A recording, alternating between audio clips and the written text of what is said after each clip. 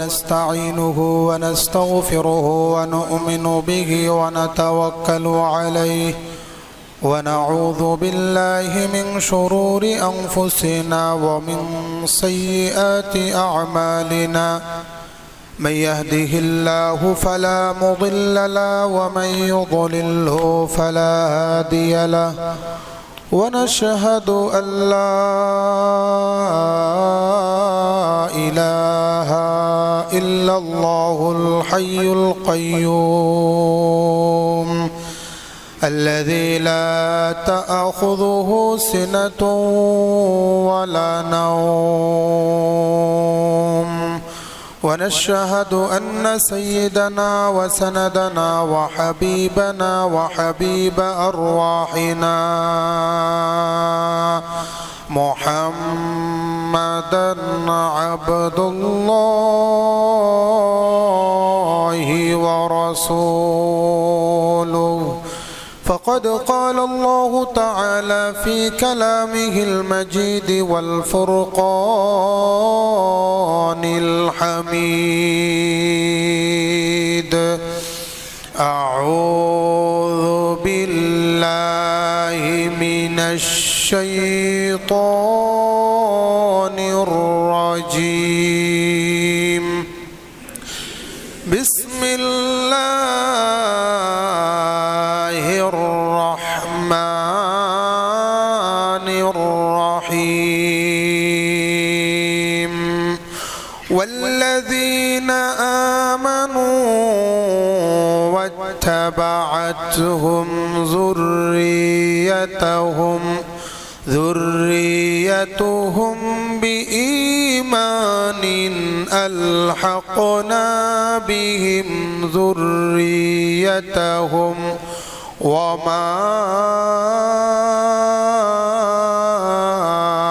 ألتناهم من شيء اللهم سبحانك لا علم لنا إلا ما علمتنا إنك أنت العليم الحكيم إن الله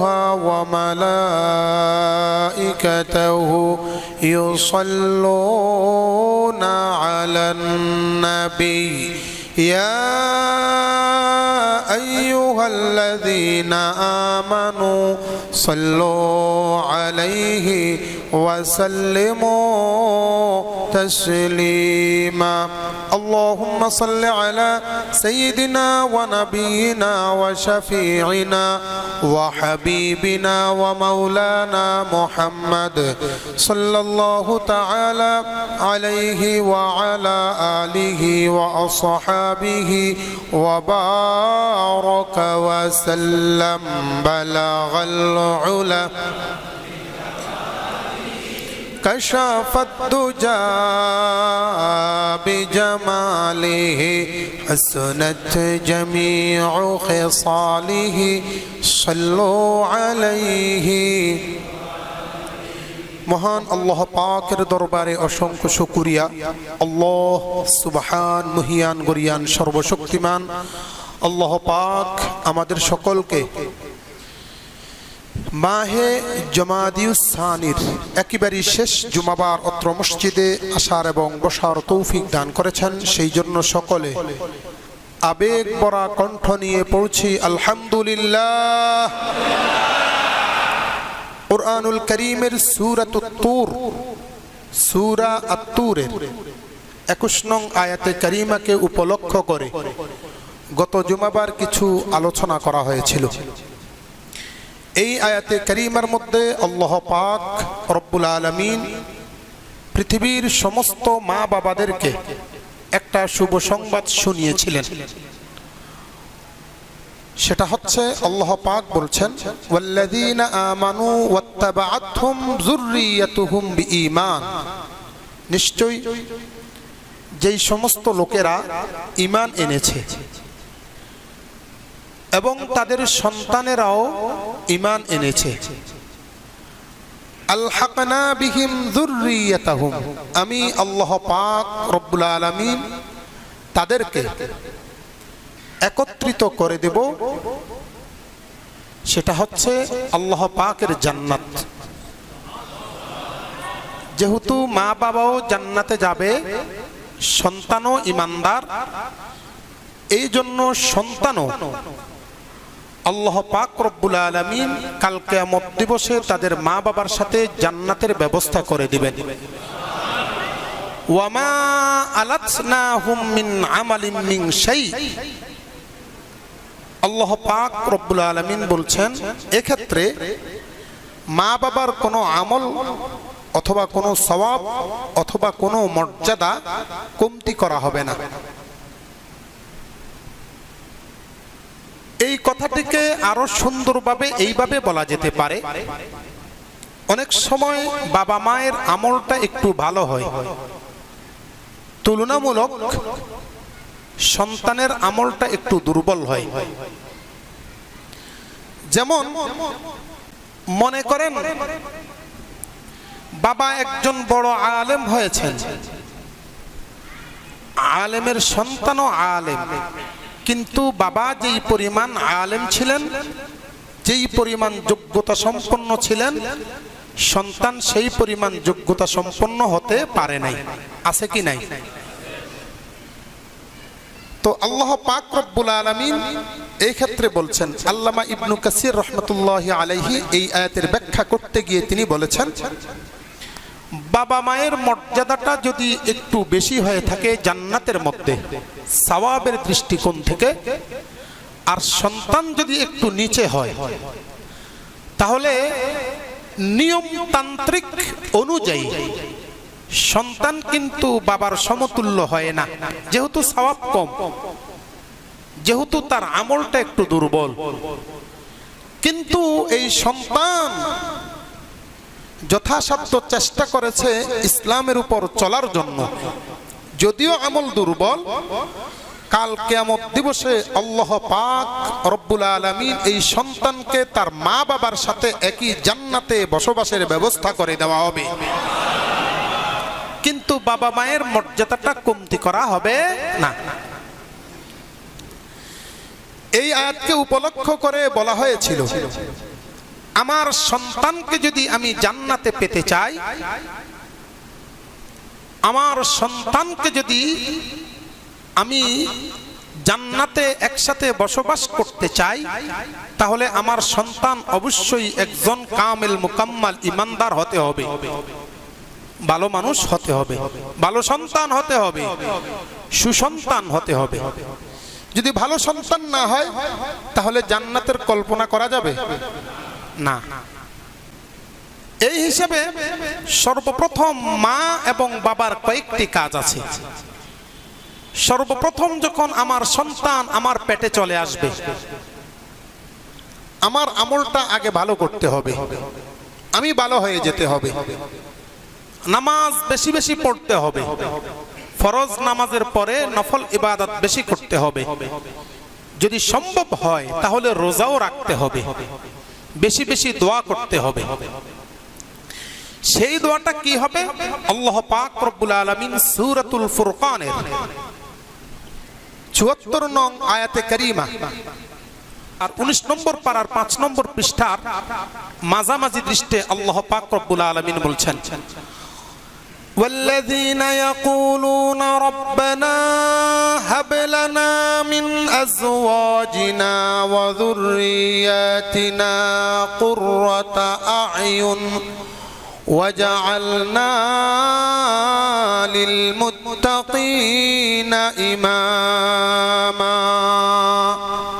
ওই সমস্ত ব্যক্তি হচ্ছে কামেল মুকাম্মাল ইমানদার মুমিন, যারা মুনাজাতের মধ্যে আল্লাহ পাকের কাছে বলে, ও আল্লাহ, আমার স্ত্রী এবং বাল বাচ্চাদেরকে তুমি ভালো মানুষে পরিণত করে দাও, এবং আল্লাহ আমার সন্তানের মাধ্যমে যেন আমার চক্ষুদয়, চক্ষুটা শীতল হয়ে যায়। ছেলে যদি বড় আলেম হয়, ছেলে যদি অনেক বড় কিছু হয়, তাহলে বাবা মায়ের চোখ জুড়ায় কি জুড়ায় না? জোরে বলেন, মা বাবার খুশি না? এই খুশিটাকে আল্লাহ পাক রব্বুল আলামিন জুড়ান শব্দটি ব্যবহার করেছেন, জুড়িয়ে দেয়, শীতল করে দেয়। ওয়াজআলনা লিল মুত্তাকিনা ইমামা, আর আমার আমলটা এমন যেন করে দেয় যার কারণে আমি মুত্তাকিনদের জন্য আদর্শ হতে পারি। এই দোয়াটা করা একটা ঈমানের পরিচয়। আল্লাহ পাক রব্বুল আলামিন এই সূরাতুল ফুরকানের শেষের দিকে ঈমানদার হওয়ার জন্য, কামেল মুকাম্মাল ঈমানদারের 9টা বৈশিষ্ট্য আলোকপাত করেছেন। তার মধ্যে একটা হচ্ছে দোয়া করা, সন্তানের জন্য দোয়া করা, স্ত্রীর জন্য দোয়া করা, আর স্ত্রী হলে স্বামীর জন্য দোয়া করা, সন্তানের জন্য দোয়া করা। এটা হচ্ছে মুমিনের একটা আলামত, বৈশিষ্ট্য। তো সন্তান যখন পেটে আসবে, বেশি বেশি নামাজ পড়তে হবে, বেশি বেশি কোরআনুল কারীম তিলাওয়াত করতে হবে, বেশি বেশি আল্লাহ পাকের কাছে সন্তান যেন সুসন্তান হয় সেই দোয়া করবে। এমনটা না যে আল্লাহ আমার জন্য একটা ছেলে সন্তান দিও, আল্লাহ আমার মেয়ের দরকার, মেয়ে সন্তান দিও। ছেলে সন্তান চাইছেন, মেয়ে হচ্ছে মনে করেন ঘটনাক্রমে 7টা 8টা, আর ছেলে সন্তান চাইছেন, ছেলে সন্তানই আসলো। তাহলে এটা যদি ঘটনাক্রমে সন্ত্রাসী হয় তাহলে লাভ হয়েছে আপনার? লাভ হবে? আরো তো বিপদ। এখন মেয়ের দরকার, মেয়ে সন্তান চাইছেন, ঘটনাক্রমে মেয়েটা হইছে নর্তকী, আপনার জন্য ভালো না খারাপ? চাইতে নিষেধ করা হয়েছে। বরং তুমি সুসন্তান চাও, চাই সে পুরুষ হোক, ছেলে হোক, কিংবা সে মেয়ে হোক, এই যদি সন্তান হতে পারে সন্তানের মতো, তোমার সুনামটা সারা পৃথিবী ব্যাপী ছড়িয়ে যাবে। সুবহানাল্লাহ। এজন্য সুসন্তান চাইতে বলা হয়েছে। সন্তানের জন্য যদি দোয়া করেন, নামাজ বেশি বেশি পড়েন সন্তান পেটে থাকা অবস্থায়, তাহলে এর একটা প্রভাব, এর একটা তাসির সন্তানের উপর গিয়ে পড়ে। একটা দৃষ্টান্ত দেই। আমাদের উপমহাদেশের সর্বশ্রেষ্ঠ মুহাদ্দিস শাহ ওলিউল্লাহ মুহাদ্দিস দেহলভী রহমতুল্লাহি আলাইহি, ওনার বাবার নাম হচ্ছে আব্দুর রহিম দেহলভী। আব্দুর রহিম দেহলভী রহমতুল্লাহি আলাইহি ছিলেন বড় একজন বুজুর্গ মানুষ, সার্বক্ষণিক আল্লাহ পাকের ইবাদত বন্দেগীতে লিপ্ত থাকতেন, সব সময় ইবাদত বন্দেগী করতেন। তো ওনার স্ত্রী একদিন আব্দুর রহিমের কাছে এসে বলতেছে, যেই মুহূর্তে ওলিউল্লাহ পেটের মধ্যে গর্ভে, শাহ ওলিউল্লাহ, ঠিক সেই মুহূর্তে উনি একদিন এসে বলতেছেন যে স্বামী আমার, আমি তো আজকে একটা ভয়ানক আশ্চর্য ধরনের ঘটনা দেখে ফেলেছি। কয় কি ঘটনা? আমি যখন তাহাজ্জুদের নামাজ পড়েছি, তাহাজ্জুদের নামাজ পড়ার পরে আমি 2টা হাত উত্তোলন করে আল্লাহ পাকের কাছে চাইতেছি। ঠিক সেই মুহূর্তে আমি দেখতে পাইলাম একটা ছোট্ট 2টা হাত আমার সাথে, আমার 2 হাতের সাথে তাল মিলিয়ে 2টা হাত আল্লাহ পাকের দরবারে উত্তোলন করে দিয়েছেন। আমি এটা দেখে ভয় পেয়ে গেলাম, ছোট্ট হাত কোত্থেকে আসলো? তো স্বামী আব্দুর রহিম আর কিছু বললেন না, কয় তুমি হয়তো চোখের ভ্রম হয়েছে, তোমার ভুল দেখেছো। পরের দিন রাতের বেলায় ঘুমিয়ে গেলেন, স্বপ্নে দেখলেন আব্দুর রহিম রহমতুল্লাহি আলাইহির স্ত্রী স্বপ্নে দেখতেছেন তার ঘরে একজন সন্তান আসবে, যেই সন্তান অসাধারণ ওলি হবে, যেই সন্তান এশিয়া উপমহাদেশের সর্বশ্রেষ্ঠ বিখ্যাত একজন মুহাদ্দিস হবে। স্বপ্নে দেখার পরে স্বামীকে এবার বলতেছেন, স্বামী আমার, আমি তো গতকাল রাতে স্বপ্নে দেখেছিলাম। কয় কি স্বপ্ন দেখেছো? আমি স্বপ্নে দেখেছি আমার সন্তান নাকি সারা পৃথিবী ব্যাপী একজন সুসন্তান হিসেবে পরিচয় লাভ করবে। আব্দুর রহিম রহমতুল্লাহ আলাইহি বলতেছেন, হতেও পারে তুমি আল্লাহ পাকের কাছে বেশি বেশি দোয়া করো। শাহ ওয়ালিউল্লাহ মুহাদ্দিসে দেহলভী জন্মগ্রহণ করলেন যখন 12 বছর বয়স হলো। 7 বছর বয়সে কোরআনুল কারীমের হাফেজ হলেন। 7 বছর বয়সে কোরআনুল কারীমের হাফেজ হলেন। মাত্র আমরা আমাদের সন্তান 7 বছর হলে আমরা 1-এ পড়াই, ঠিক কিনা বলেন? যেই মুহূর্তে সন্তান 1-এ পড়ার কথা, ওয়ালিউল্লাহ মুহাদ্দিসে দেহলভী সেই মুহূর্তে 30 পারা কোরআনের হাফেজ হয়ে গেলেন। সুবহানাল্লাহ, বিশাল ব্যাপার। 12 বছর হয়ে গেল। ওনার জীবনীতে এসেছে আল্লামা মুহাদ্দিস দেহলভী রহমতুল্লাহি আলাইহি 12 বছর বয়সে কোরআনের তাফসীর শিখে ফেলেছেন। 15 বছর যখন হলো তখন তিনি ফিকহ শাস্ত্রের যতগুলো কিতাব আছে সমস্ত কিতাবগুলো পড়ে ফেলেছেন।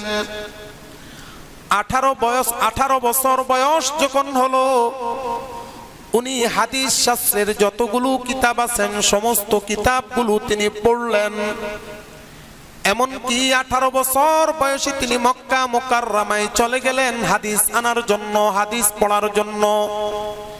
সেখানে গিয়ে তিনি হাদিস পড়লেন।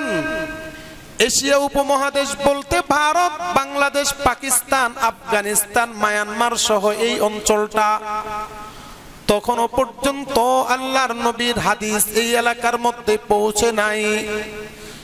শাইখ ওয়ালিউল্লাহ মুহাদ্দিস দেহলভী রহমতুল্লাহি আলাইহি পুরো এলাকাটার মধ্যে হাদিসটাকে এসে ছড়িয়ে দিলেন।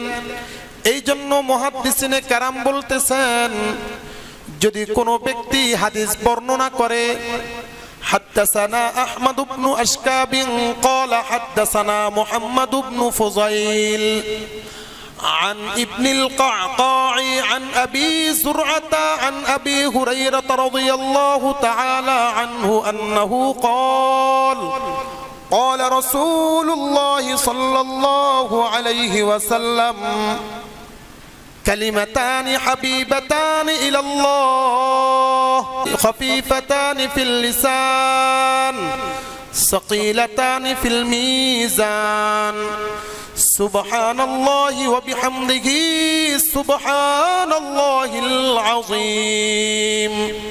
ইমাম বুখারী বলতেছেন, আমার কাছে হাদিসটা বর্ণনা করেছেন আহমদ বলতেছেন, আমার কাছে হাদিসটা বর্ণনা করেছেন মুহাম্মদ ইবনে ফুযাইল। মুহাম্মদ ইবনে ফুযাইল বলতেছেন, আমি হাদিসটা শুনেছি কাকা থেকে। কাকা বলতেছেন, আমি হাদিসটা শুনেছি আবু জুরআ থেকে। আবু জুরআ বলতেছেন, আমি হাদিসটা শুনেছি আল্লাহর নবী বিশ্ব নবী মুহাম্মদুর রাসূলুল্লাহ সাল্লাল্লাহু আলাইহি ওয়াসাল্লামের বিশিষ্ট সাহাবী আবু হুরায়রা থেকে। আবু হুরায়রা বলতেছেন, আমি বিশ্ব নবী মুহাম্মদুর রাসূলুল্লাহ সাল্লাল্লাহু আলাইহি ওয়াসাল্লামের পবিত্র জবান থেকে সরাসরি হাদিসটা শুনেছি। আল্লাহর নবী বলতেছেন, হাদিসটা স্বয়ং আল্লাহ রাব্বুল আলামিন আমার অন্তরে ঢেলে দিয়েছেন। সুবহানাল্লাহ। এই যে ধারাবাহিকতা, আমি অমুক থেকে শুনেছি, আমি অমুক থেকে শুনেছি, আমি অমুক থেকে শুনেছি, এটাকে হাদিসের ভাষায় বলা হয় সনদ। এটাকে হাদিসের ভাষায় বলা হয় সনদ। হাদিসের সনদের ক্ষেত্রে যদি এশিয়া উপমহাদেশের কোনো ব্যক্তি যদি হাদিস বর্ণনা করতে যায়, এশিয়া উপমহাদেশের যত আলেম গত 500 বছর পর্যন্ত চলে গেছে, এই 500 বছরের মধ্যে যত আলেম এসেছে, যত মুফতি এসেছে, যত মুহাদ্দিস এসেছে, যত মুফাসসির এসেছে, সমস্ত আলেমেরা হাদিসটা বর্ণনা করলে 1 নম্বর যার নাম নিতে হবে তিনি হচ্ছেন শাহ ওয়ালিউল্লাহ মুহাদ্দিস দেহলভী। সুবহানাল্লাহ। কোন ব্যক্তি যদি শাহ ওয়ালিউল্লাহ মুহাদ্দিস দেহলভীর নামটা না নেয় হাদিসের ক্ষেত্রে, কথাটা ভালো করে বুঝে নেবেন, কোন ব্যক্তি যদি হাদিস বর্ণনার ক্ষেত্রে এশিয়া উপমহাদেশের কোন আলেম যদি শায়েখ মুহাদ্দিস দেহলভির নামটা না নেয়, ওই হাদিসটা জাল। ওই হাদিসটা কি? ওই হাদিসটা হবে জাল, ওটা সহিহ হাদিস নয়। কিন্তু যখন এই হাদিসের মধ্যে শাহ ওয়ালিউল্লাহ মুহাদ্দিস দেহলভির নামটা নেওয়া হয়, হাদিসটা জাল থেকে সম্পূর্ণরূপে সহিহ পরিণত হয়ে যায়। চিন্তা করুন শাহ ওয়ালিউল্লাহ মুহাদ্দিসের তবকা কত বড়, সুবহানাল্লাহ, তার স্থানটা কত বড়। ওই যে তিনি এত বড় কিভাবে হয়েছেন, একটা কারণেই এত বড় হতে পেরেছেন। ওই যে মা তাহাজ্জুদের নামাজ পড়েছে আর দোয়া করেছিল, মাবুদ তুমি আমার পেটের সন্তানটাকে ভালো করে দাও, মাবুদ তুমি আমার সন্তানটাকে সুসন্তানে পরিণত করে দাও। এই যে দোয়া করেছেন, এই দোয়ার বদৌলতে আল্লাহ রাব্বুল আলামিন বলতেছেন, ওয়ালিউল্লাহর মা টেনশন করো না, পুরা এশিয়া উপমহাদেশের মধ্যে সর্বশ্রেষ্ঠ মুহাদ্দিস হিসেবে তোমার সন্তানকে কবুল করলাম। এই জন্য সন্তান যখন পেটে আসবে দোয়া করার দরকার আছে কি নাই? জোরে বলেন, দোয়া করার দরকার আছে কি নাই? দোয়া করতে হবে। আপনার স্ত্রীর পেটে যখন সন্তান আসবে, আমি আপনাদেরকে স্পষ্ট ভাষায় বলে দিতেছি, সন্তান যদি সুসন্তান চান, সন্তান জুয়ারি হিরঞ্চি মদখোর যদি না বানাতে চান, সন্তান আপনার সাথে থাপড়া থাপড়ি না করে এইরকম যদি বানাতে চান, তাহলে আপনার স্ত্রীকে পর্দার ভিতরে ঢুকান, আপনার স্ত্রীকে নামাজ পড়নেওয়ালা বানান। আপনার সন্তান যখন পেটে আসবে তখন আপনার স্ত্রীকে বলবেন, তুমি একটু তাহাজ্জুদের নামাজ পড়ো। তাহাজ্জুদের সময় যা কিছু চাইবেন কবুল করবেন কে? এই জন্য আমি প্রায় মাঝে মাঝে বলি, আল্লামা জালালউদ্দিন রুমি রহমতুল্লাহি আলাইহি মসনবী রুমি নামক একটা কিতাব আছে, সেই কিতাবের মধ্যে বলেছেন, কোন ব্যক্তি যদি তাহাজ্জুদের নামাজের সময় জাগ্রত হয়, দুনিয়ার মধ্যে দেখা যাবে লোকটা সাধারণ একটা জায়নামাজের মধ্যে বসে বসে নামাজ পড়তেছে, সেজদা করতেছে। না না, তোমরা এত ছোট্ট ভেবো না, ওই লোকটা সাধারণ জায়নামাজের মধ্যে সেজদা করে না, বরং আকাশের সুরাইয়া তারকার মধ্যে লোকটা সেজদা করতেছে। আল্লামা আশরাফ আলী থানভী রহমতুল্লাহি আলাইহি তিনি বলতেছেন, না না, আল্লামা রুমি রহমতুল্লাহি আলাইহি তাহাজ্জুদ পড়নেওয়ালা ব্যক্তির ব্যাপারে একেবারে কম বলে ফেলেছেন, মর্যাদাটা তিনি ছোট করে দিয়েছেন। তিনি বলতেছেন সুরাইয়া তারকার মধ্যে সিজদা করে, এটা হতে পারে না। বরং একজন ব্যক্তি যখন তাহাজ্জুদের নামাজ পড়তে উঠে, ঠিক যেই মুহূর্তে লোকটা সিজদা করে, বাহ্যিকে দেখা যাবে লোকটা মাটির মধ্যে সিজদা করতেছে, সাধারণ কাপড়ের মধ্যে সিজদা করতেছে। না না, এই লোকটা পাঙ্গা চূড়া ঘরের মধ্যে বসে বসে স্বয়ং আল্লাহ রাব্বুল আলামিনের কুদরতি পা মুবারকের মধ্যে সিজদা করতেছে। আর জুতলা বলেন, চিল্লা বলেন সুবহানাল্লাহ। এই জন্য সন্তান যদি ভালো করতে চান, সন্তান যদি আপনার ভালো হতে চায়, আপনি যদি সন্তানের ভবিষ্যৎ চান, নিজে ভালো হয়ে যান এবং সাথে সাথে স্ত্রীকে তাহাজ্জুদ গুজার বানায় দেন। কমপক্ষে যখন পেটে সন্তান থাকবে তখন আপনি নামাজি বানায় দেন। আল্লাহর কসম, আপনার স্ত্রীর এই প্রভাবটা বাচ্চার উপর পড়বে, এই বাচ্চা আপনার জন্য সারা পৃথিবীব্যাপী আপনার সুনাম ছড়িয়ে দিবে। সুবহানাল্লাহ। এটা হচ্ছে অন্যতম কাজ, সন্তান ভালো করা। এরপরে সন্তান পৃথিবীতে আসলো, এইবার কি করবেন? এইবার সন্তান পৃথিবীতে আসার পরে আজান দিবেন। কি দিবেন? যারা বলেন কি? আমাদের দেশের বড় লোক যারা আছেন, আর বিশেষ করে ইদানিং কালের যারা একটু হাই সোসাইটি নিজেদেরকে ভাবে, হাই সোসাইটি নিজেদেরকে ভাবে, এই সমস্ত ব্যক্তিরা কানে আজান দেওয়াটাকে সনাতন কাজ মনে করে। আছে কি নাই? আর বিশেষ করে হাসপাতালে যদি মনে করেন ল্যাবে অথবা আরো নাম করা অ্যাপোলো ইত্যাদি ইত্যাদি ভালো নাম করা যে সমস্ত হাসপাতাল আছে, এইগুলো তো যদি ঘটনাক্রমে সিজার হয় তাহলে সন্তানের কানে আজান দেওয়ার কোনো প্রশ্নই উঠে না।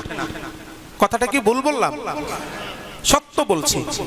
আপনি আপনার সন্তানের কানে আজান দিবেন, আপনি যদি দিতে চান ডাক্তার আপনাকে মানা করার কোনো সুযোগ আছে? লজ্জাবোধ করবেন না।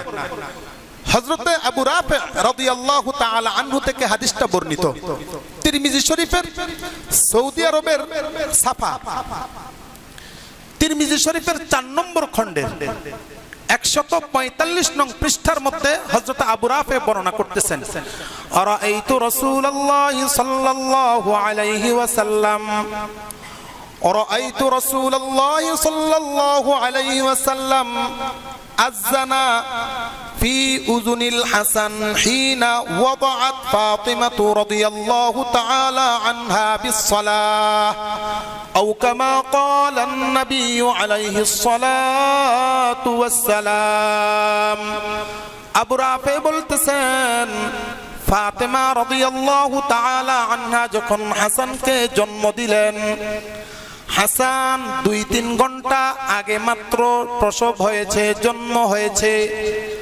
আমি বিশ্ব নবী মুহাম্মদুর রাসূলুল্লাহ সাল্লাল্লাহু আলাইহি ওয়াসাল্লামকে দেখলাম আল্লাহর নবী হযরতে হাসান তার কানের মধ্যে আজান দিয়েছেন, নামাজের আজান।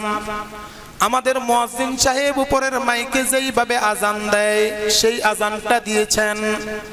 আল্লামা ইমাম হাইসামি রাহমাতুল্লাহি আলাইহি তিনি তার মাজমাউজ জাওয়াইদ নামক হাদিসের কিতাবের মধ্যে 4 নম্বর খণ্ডের 59 পৃষ্ঠার মধ্যে হাদিসটা এনেছেন যে ডান কানের মধ্যে আল্লাহর নবী আজান দিয়েছেন আর বাম কানের মধ্যে ইকামত দিয়েছেন।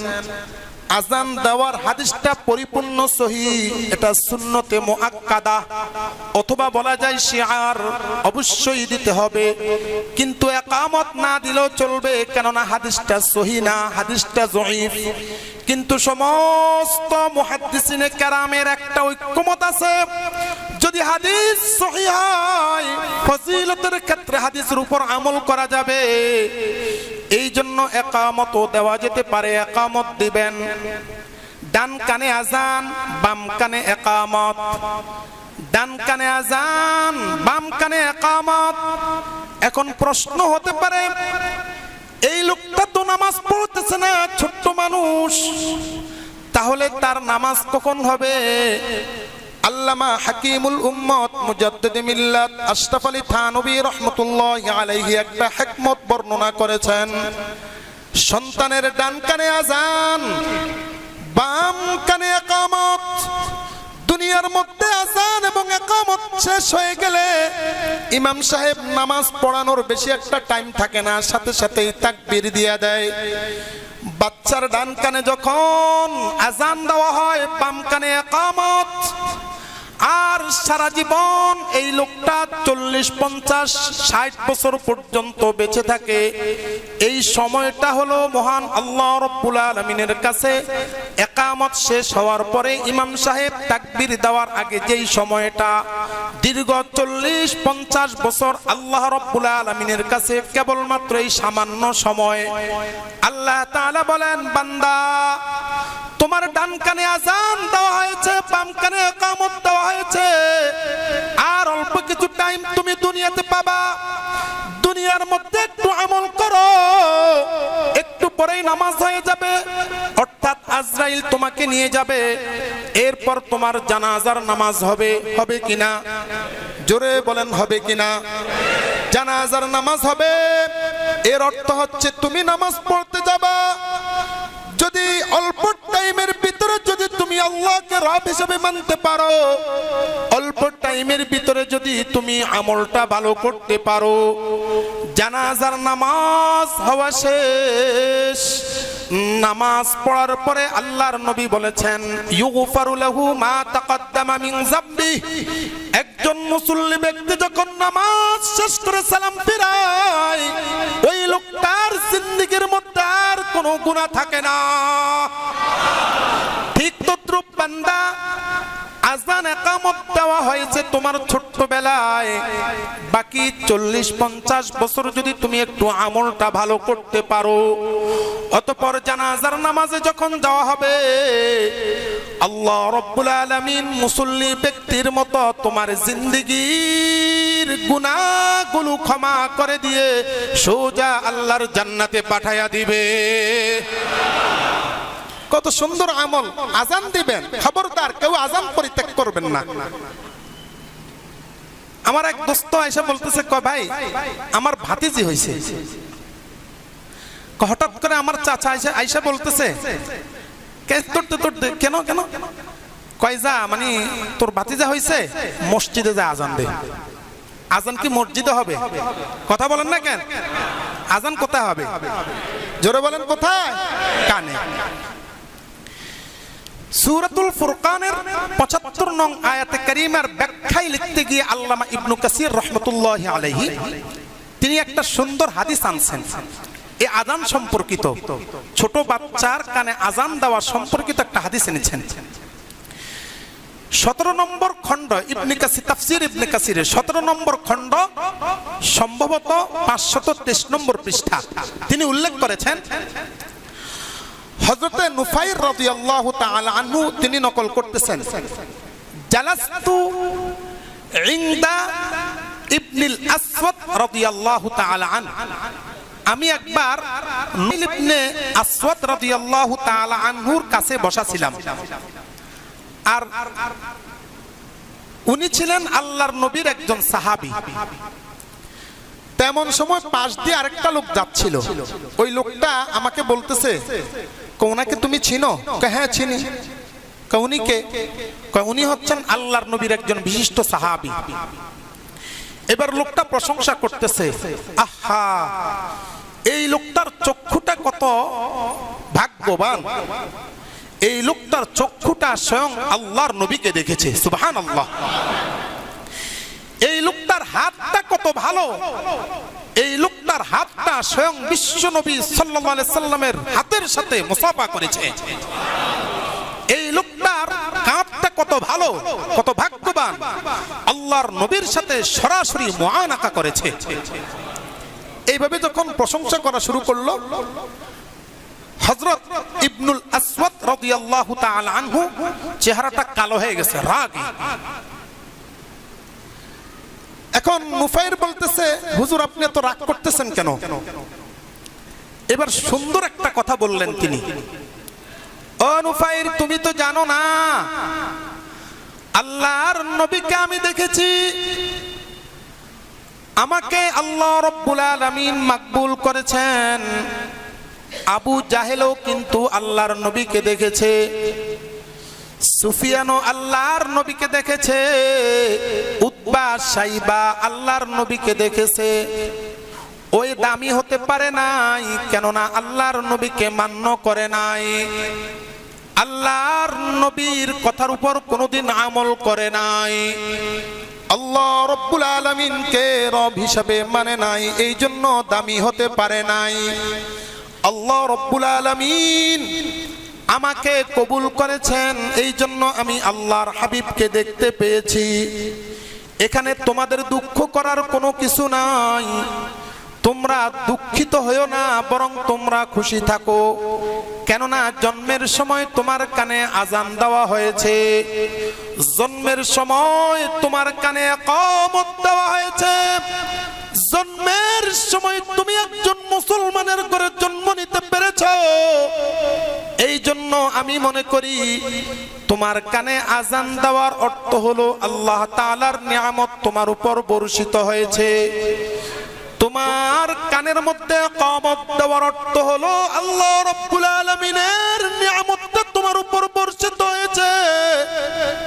তুমি মুসলমানের ঘরে জন্মিত হয়েছো, এর অর্থ হলো আল্লাহ তাআলা তোমার দিকে রহমত বর্ষণ করেছেন।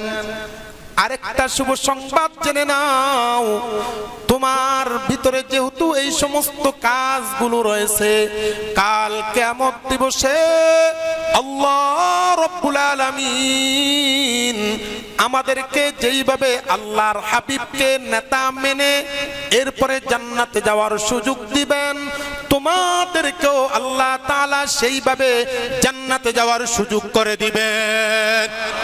চিল্লা বলেন সুবহানাল্লাহ। চিন্তা করেন আযানের কত ফজিলত। আযানের ফজিলতটা বর্ণনা করতে গিয়ে তিনি কত সুন্দর একটা কথা বলেছেন। এটা ফজিলতটা অনেক বড় না? কথা বলেন না কেন? অনেক বড় ফজিলত।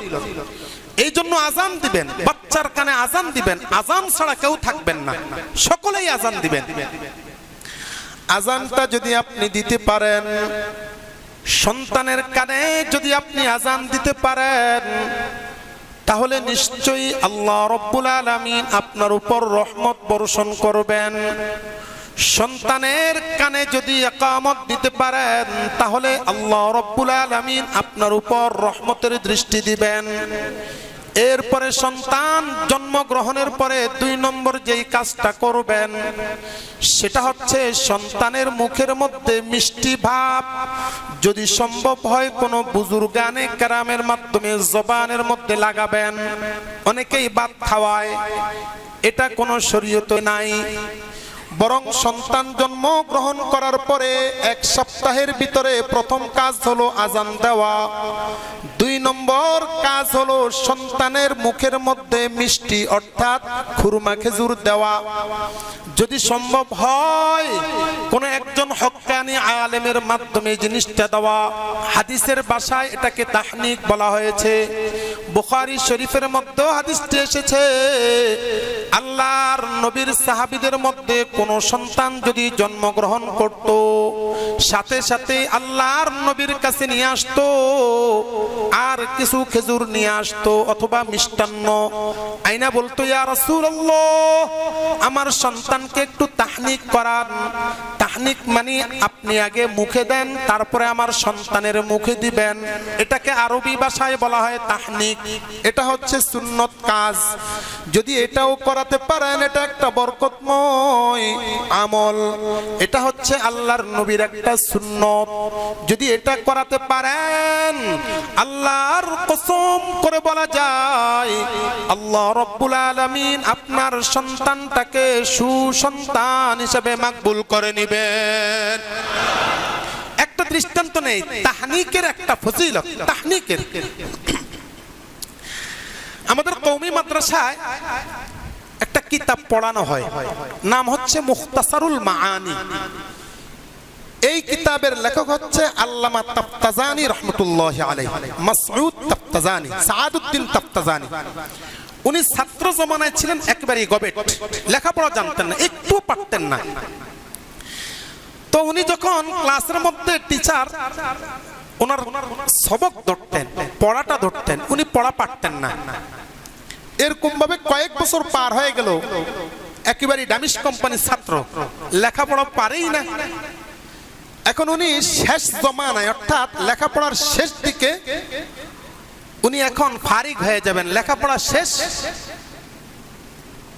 চিন্তা করলেন লেখাপড়া তো কিছুই পারি না, কিতাব নিয়ে বসে আছেন, আমার জীবনটাই বেকার গেল। লেখাপড়ার শেষ দিকে কোনো লেখাপড়া পারি না, কোনো যোগ্যতা নাই। সব সময় ক্লাসের মধ্যে আমার যে রেজাল্ট, পরীক্ষার ফলাফল একেবারেই নরমাল রেজাল্ট, আমি এই রেজাল্ট দিয়ে কি করব? চিন্তা করতেছেন। আর রাত্রটা ছিল একটু মেঘ যুক্ত, ঘুমিয়ে পড়লেন। পাশে চেরাগ জ্বলতেছে, ঘুমিয়ে পড়লেন। হঠাৎ করে তিনি স্বপ্নে দেখতে পাইলেন আল্লাহর নবী, বিশ্ব নবী মুহাম্মদ সাল্লাল্লাহু আলাইহি ওয়াসাল্লাম, ওনার সাথে স্বপ্নযোগে সাক্ষাতের ব্যবস্থা। সুবহানাল্লাহ। এবার তিনি আল্লাহর নবীকে দেখে স্বপ্নের মাধ্যমে আল্লাহর নবীকে দেখে উনি সামনে এগুলেন। যা দেখতেছেন আল্লাহর নবীর একজন রাহবর, পিয়ন, অর্থাৎ আল্লাহর নবীর খাদেম, ওনাকে এসে বলতেছেন, এই তাফতাজানি তোমাকে ডাকে। কয় কে ডাকে? আল্লাহর নবী তোমাকে ডাকে। তাফতাজানি গেলেন, আল্লাহর নবীর কাছে যায় সালাম দিলেন, আল্লাহর নবীকে বিভিন্ন কথোপকথন করলেন। এবার আল্লাহর নবী থেকে বিদায় নিবেন, ঠিক সেই মুহূর্তে তাফতাজানি বলতেছেন, ইয়া রাসূলুল্লাহ, আমি তো কোরআন হাদিস অনেক পড়েছি, ফিকহের কিতাব পড়েছি, আপনার হাদিসগুলোও পড়েছি, কিন্তু আমার মেধা না থাকার কারণে কোনো কথাই স্মরণে নাই, আমার কোনো কিছুই খেয়াল থাকে না। হুজুর, আপনি কি আমার জন্য একটু আল্লাহর কাছে দোয়া করবেন? শুধু কথাটুকু বললেন।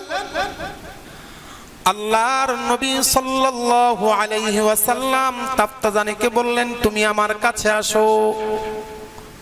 আল্লামা তাফতাজানি আল্লাহর নবীর সামনে গেলেন। সম্ভবত আল্লাহর নবীর জবানের মধ্যে কোনো কিছু ছিল, খাবার ছিল। আল্লাহর নবী একটু চিবুলেন, চাবাইলেন, এরপরে সেখান থেকে কিছু বের করে তাফতাজানির জবানের মধ্যে দিয়ে দিলেন, তুমি এই জিনিসটা খেয়ে ফেলো। এটাকে আরবি ভাষায় তাহনিক বলা হয়। তাফতাজানিকে বললেন, তুমি এটা খেয়ে ফেলো। তাফতাজানি ঘুমের মধ্যেই সেটা খেয়ে ফেললেন। হঠাৎ করে ঘুম থেকে জাগ্রত হলেন। জাগ্রত হওয়ার পর সকালবেলায় ক্লাসে গেলেন।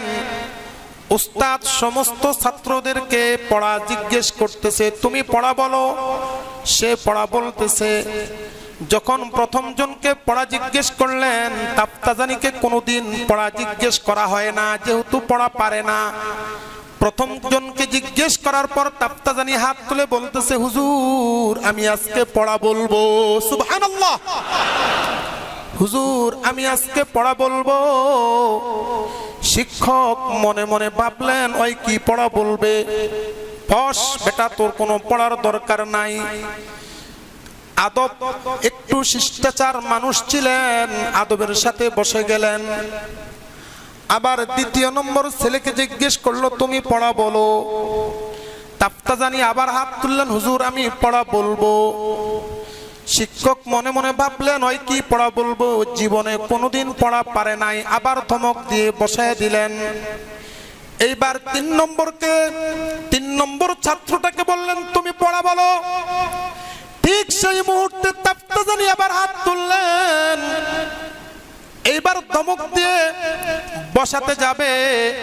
ঠিক সেই মুহূর্তে তাফতাজানি জবান থেকে বলতেছেন, হুজুর, আপনি আমাকে পূর্বের যেই তাফতাজানি মনে করেছেন, আল্লাহর কসম আমি সেই তাফতাজানি নই। পূর্বে যতগুলো কিতাব আমি বুঝি নাই, বিশ্ব নবী মুহাম্মদুর রাসূলুল্লাহ সাল্লাল্লাহু আলাইহি ওয়াসাল্লাম গতকাল রাতের বেলায় আল্লাহর কাছে দোয়া করিয়ে দিয়ে আমার জন্য সমস্ত পড়াগুলো ইয়াদের ব্যবস্থা করে দিয়েছেন। এটা হচ্ছে তাহনিকের ফজিলত। তাহনিক কেবলমাত্র জবান। এই জন্য আল্লামা ইবনে শিরিন রাহমাতুল্লাহি আলাইহি উম্মতের মধ্যে স্বপ্নের ব্যাখ্যাতা, তিনি বলেছেন, কোন ব্যক্তি যদি স্বপ্নে দেখেন, ওই লোকটা যদি জ্ঞানী মানুষ হয়, মনে করেন আপনি শিক্ষিত মানুষ, স্বপ্নে দেখেছেন অন্য আরেক শিক্ষিত ব্যক্তি আপনাকে তাহনিক করায়, তাহলে বুঝতে হবে আপনি অনেক বড় জ্ঞানী হবেন। সুবহানাল্লাহ। আর যদি ঘটনাক্রমে ওই লোকটা যদি স্বপ্নে দেখতে পারে যে তাহনিক করাইতেছেন বিশ্বনবী, তাহলে ওই লোকটার অবস্থা কি হবে? আল্লাহু আকবার। এই জন্য তাহনিক করাবেন, বাচ্চাকে তাহনিক করাবেন। যাকে ভালো লাগে, যাত্রাবাড়ি মাদ্রাসার উলামায়ে কেরাম আছেন, হুজুররা, আপনার যদি সম্ভব হয় সেখানে যাবেন, তাহনিক করাবেন।